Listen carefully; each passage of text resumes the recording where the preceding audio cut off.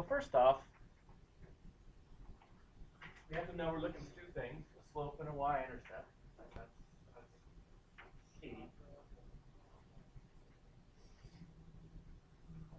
We can go through and we can find the y-intercepts. Those are pretty fast. So I know like this is a y-axis crossing at 1. So I know I'm going to have y equals something x and then plus 1. And slope x plus 1. And over here I can say this is going to be y equals something x minus 4. But just know you can have a bulk of the answer except for the slope. You have just by knowing where the y-intercept is. Down, say this is number 3, that's at 3. Y equals something x plus 3.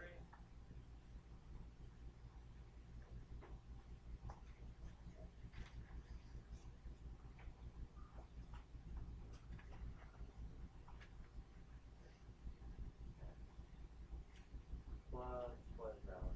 4?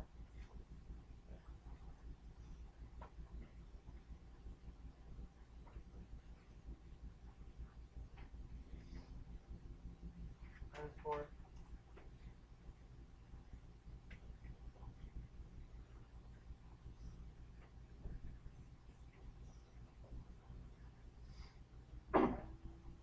Next is a step that's sometimes skipped, but it can help you a lot. What is the sign of the slope going to be? Never mind the number. What's the sign of it? So like on number 17, just by looking at the line, what is the sign going to be?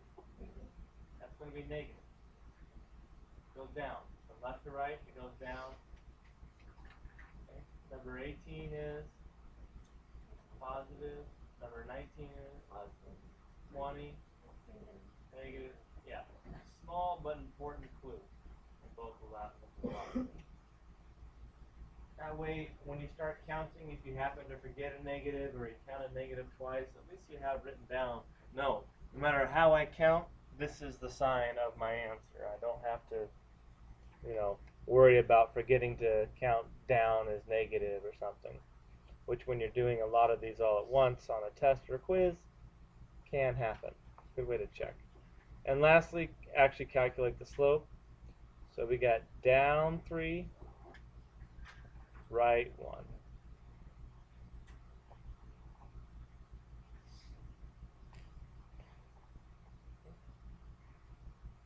We have up 1, right 1.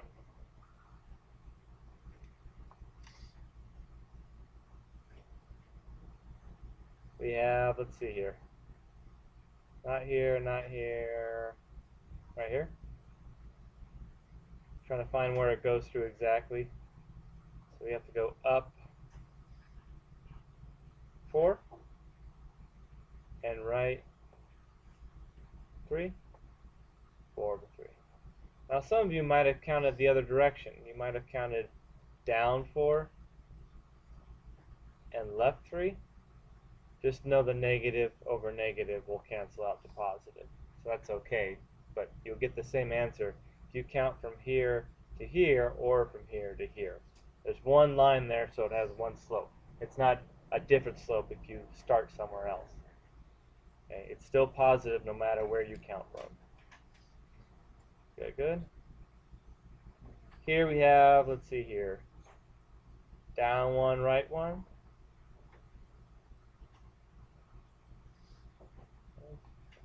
Here we have, let's see here, I'm just going to walk up the line and then stop when I can, right here. Up 2, right 1. And then over here, same thing. Go down this line until you get to right about here. So that's going to be up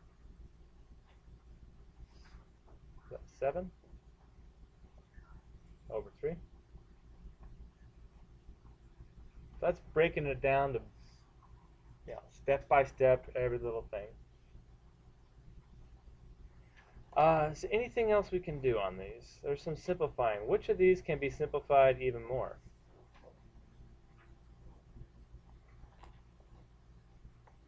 So ones, anything with a slope of that has a 1 in it, we can drop. So like here, we don't need over 1.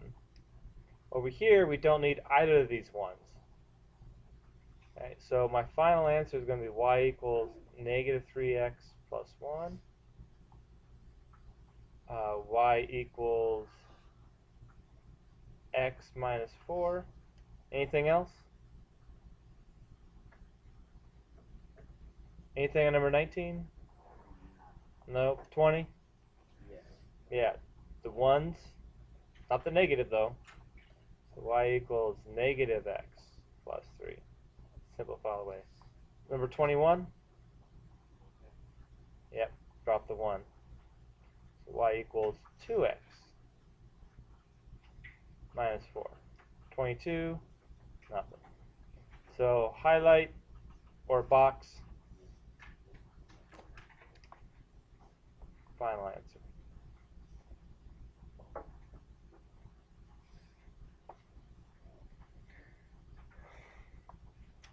Okay, now let's do this without the graph, without the help of the graph.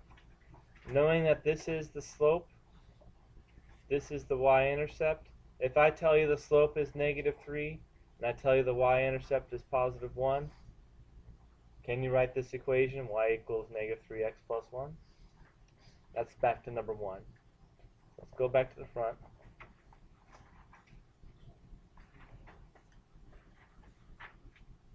Know that we're dealing with slope-intercept form.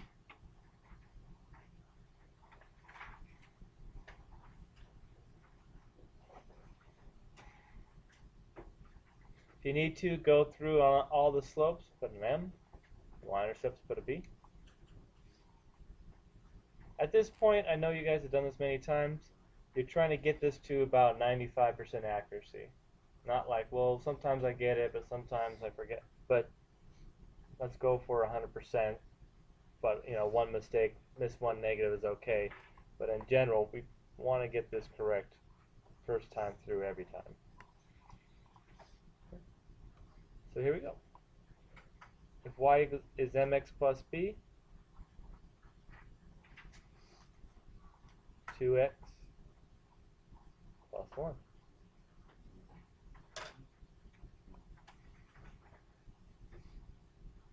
Y equals mx plus b. Negative. Notice how I just skipped putting the 1 in there. Minus 4. Good. So if you can, do the simplifying at one step. If not, go ahead and do 2 steps. All right, do 2 and 4 if you haven't already.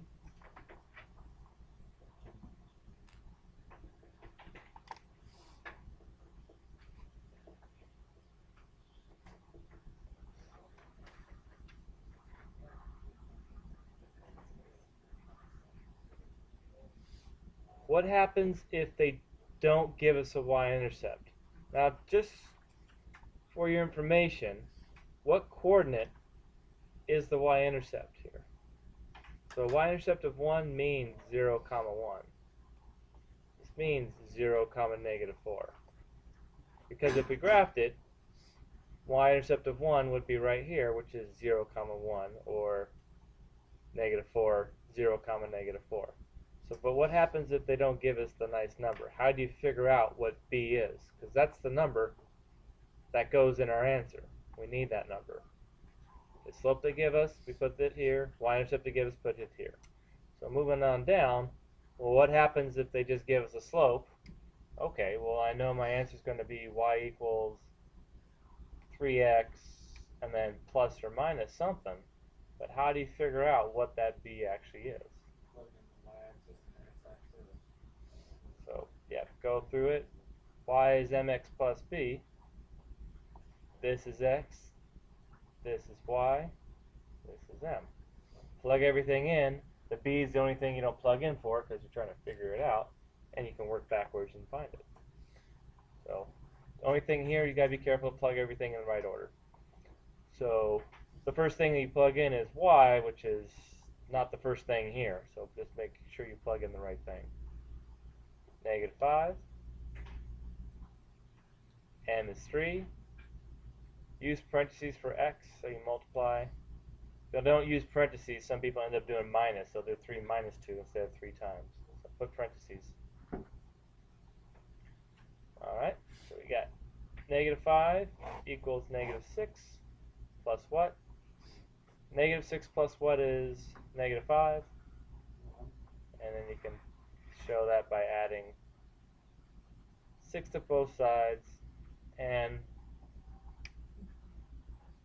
we now know the conclusion of the problem is plus 1. If you wanted to confirm this graphically, you can. Sketch this in there just in case. Negative 2, negative 5. Go ahead and sketch that. Negative 2, negative 5. It's right around there.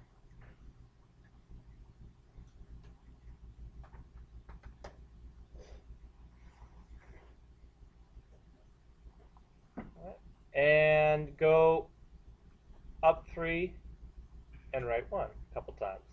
You go up 3, right 1. That's going to be at, a little bit closer, and up 3, right 1. Yeah, there's the y-intercept of positive 1. And there's your line if you had to sketch it.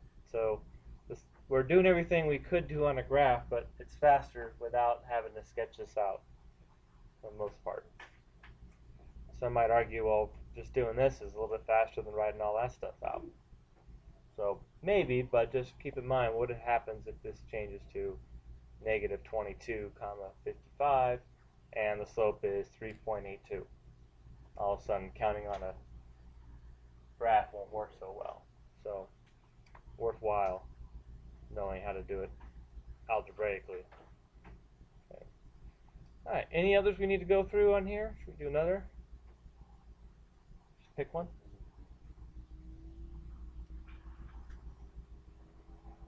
Any requests? There's 2 on the back as well. All right.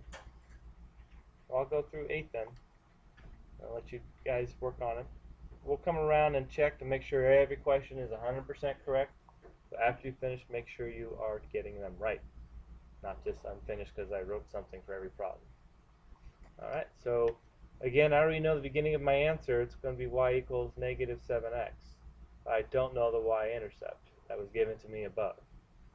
So if y is the slope times x plus the y-intercept, I know that 3 is going to be negative 7 times negative 1.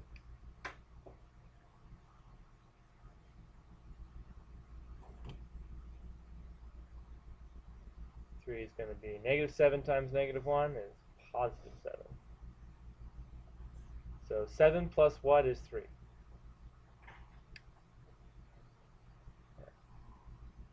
When you subtract 7 on both sides, you find out, yeah, 7 plus negative 4 is 3.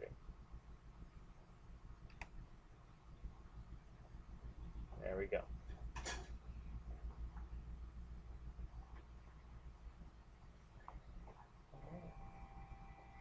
So go ahead and work on that for a little while. And again, we'll come around and check just to make sure all your work is there. Most common mistake will be negative, so if we tell you something's wrong, first thing you want to do is check your negatives. Of course, check with each other as well.